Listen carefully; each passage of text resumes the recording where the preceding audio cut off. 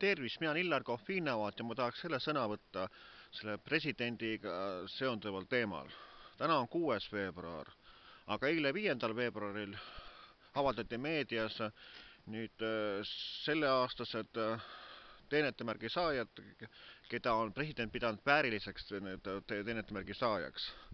Ja see aasta on üldse Eesti Vabariigi 100. juubel, eks ole. Ja tähendab, ma olen ikka täiesti pettunud selles, et järjekordselt meie superstaar Marju Lännikule ei antud teenetemärki. Ja ma väga lootsin, et meie parim selgeltnägija Toomas Arija, kelle ennustus oli see, et Marju Lännik ei saa teenetemärki ja Marju Lännikut ei kutsuta sinna 24. veebruaris presidendi vastuvõtule, et see läheb ehk mööda, et ta ei pane täppi, aga näed, läks täppi ja nii see täpselt oligi, et Marju Lännik ei ole ka saanud kutset presidendi vastuvõtule, siis ma küsisin Marju Länniku käest, küsisin Facebookis otse, et kas sai kutse, ütles, et kahjuks ei ole saanud.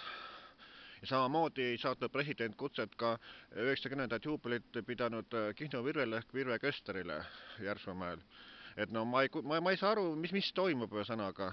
Et näiteks telesaatejuht Marko Reikop, see sai teenetemärgi, aga ta on ju tavaline saatejuht ju. Mida erilist ta siis teinud on? Mina küll ei tea. Ringvaatesaated ma ei vaata eriti, et ta juhib mingisugused ülekanded ja värke ja et ma ei saa lihtsalt aru, et mul ei ole midagi selle vastu, et Marko Reikop selle teenetemärgi sai. Väga tore, palju õnne.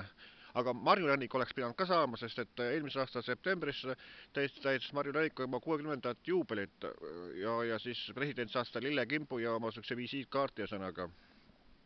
Ja ma lootsin, et ehk ta siis nüüd annab Marju Lännikule ka teenetemärgi, et Marju Lännik on ikkagi 40 aastat olnud laual, ühesõnaga pidevalt, eks ole, ta on olnud isegi poliitikas vahepeal ja nii edasi, eks ole, et ta ju igati väärt on saama teenetemärki, aga näed, president Kersti Kaljulaid ei pidanud vajalikuks seda. Ja mina olin see, kes juba teist korda täitis Vabariigi Presidendi veebilehel täitis ära ankeedi ettepanekuga, et Marju Lännikule anda teenetemärk kauaaegse lavategevuse eest. Aga mispärast president sellest mispärast president seda teoks ei teinud, sellest mina aru ei saa.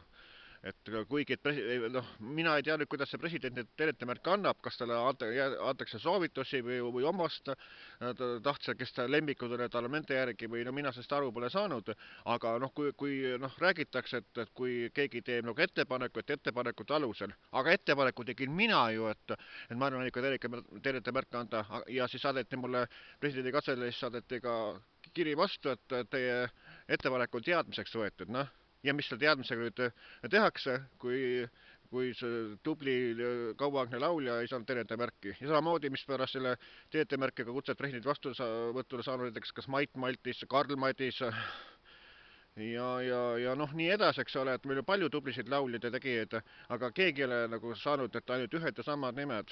Et presidentil on väga palju mõtlemisainet, et ei ole õige president, kui te niimoodi käitate. Nii ütlen mina Illar Kohvinavalt.